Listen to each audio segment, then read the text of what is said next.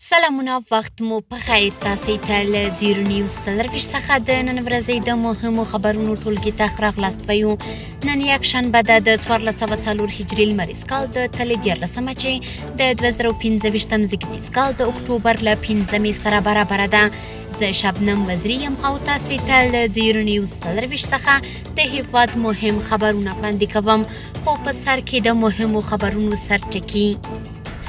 کندهار کې د والیانو او ولسوالانو لپاره د روزنیز سیمینار دایریدل.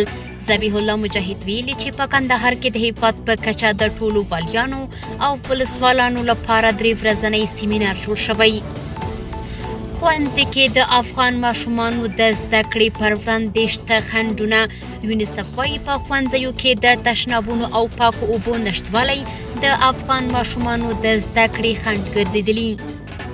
او ترکمنستان کې د اسلامي امارت جنرال قونسلګرۍ سرپرست د یاد هیواد د لباب ولایت له والي سره ولیدل.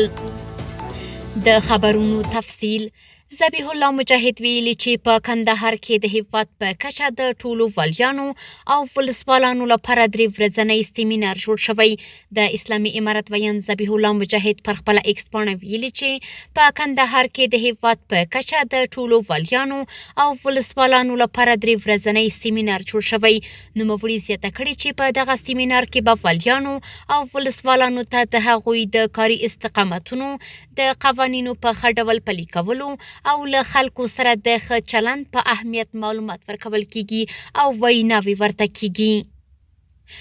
په ښوونځیو کې د تشنابونو او پاکو اوبو نشتوالی د افغان ماشومانو د زده کړې خنډ ګرځېدلي. د ماشومانو د ملاتړ صندوق یا یونیسف ویلي چې په افغانستان کې ګڼ شمېر ماشومان ښوونځي ته نه ځي ځکه چې ډیری ښوونځي د پاکو تشنابونو او اوبو له اسانتیاوو بې برخې دي. د ماشومانو د ملاتړ صندوق یا یونیسف په خپل راپور کې زیاته کړې چې د افغانستان یو پر 3 ښوونځي کې پاکې څښاک اوبه نشته. نیمه یې ښوونځي مناسب تشنابونه لري او له 80 سلنو څخه زیات ښوونځي نجونو ته جلا تشنابونه لري.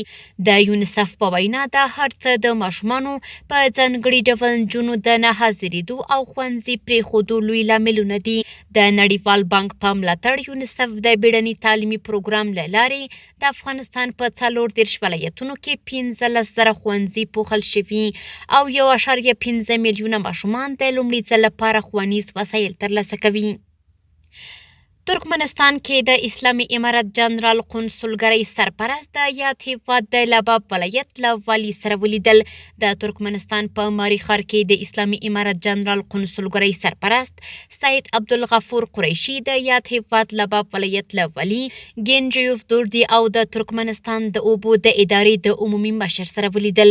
په خبرپاڼه کې راغلي چې په یاده لیدنه کې دواړو لوریو د افغانستان او ترکمنستان ترمنځ د اقتصادي، فرهنګي او سوداګریزو اړیکو د پراختیا او ټینګښت په اړه خبرې کړي او د همکارۍ د دوام او دوستانه اړیکو پر پراختیا یې ټینګار کړی.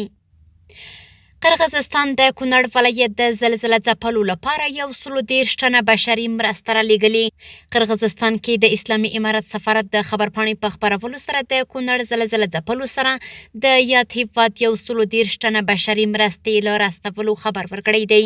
خبرپاڼه کې راغلي یاده مرسته چې خوراکي توکي، د ماشومانو د ژمي جامې او نورې لومړنۍ اړتیاوې پکې شاملې دي، د حیرتان په بندر کې افغان چارواکو ته سپارل شوې ده.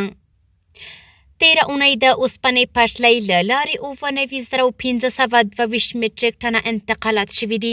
د ټولګټو وزارت ویاند محمد اشرف حقشناس ویلي چې 13 اونۍ د ټولګټو وزارت د اوسپنې پټلۍ له لارې 99,522 مټریک ټنه انتقالات شوي دي. حقشناس ویلي چې د حیرتان بندر له لارې 3,825 ټنه، د اقینې بندر له لارې 2,042 ټنه، د تورغونډۍ بندر له لارې 15,028 ټنه او د خفاف هرات له لارې 6,588 ټنه انتقالات ترسره شوي چې ټول 99,522 ټنه نفتي، غیر نفتي او نور مواد دي چې هیواد ته وارد او صادر شوي دي. د حق شناس په وینا د انتقالاتو له ډلې 327 ټنه صادرات شوي چې لویه برخه یې وچه میوه او د انارو جوس دي. نوموړي زیاته کړې چې ټولګټو وزارت هڅه کوي ترڅو د لا زیاتو انتقالاتو لپاره مناسب شرایط برابر او سوداګرو ته اړین سهولتونه چمتو کړي او د ملي عوایدو د زیاتوالي په موخه د ریل پټلۍ له لارې د سوداګریزو توکو د لیږد رالېږد بهیر روان او چټک وساتي.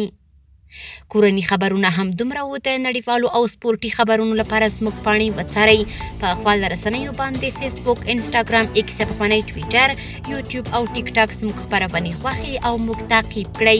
ادرس یې 0 نیوز 24 تر سبانۍ خپرونې. د الله په امان.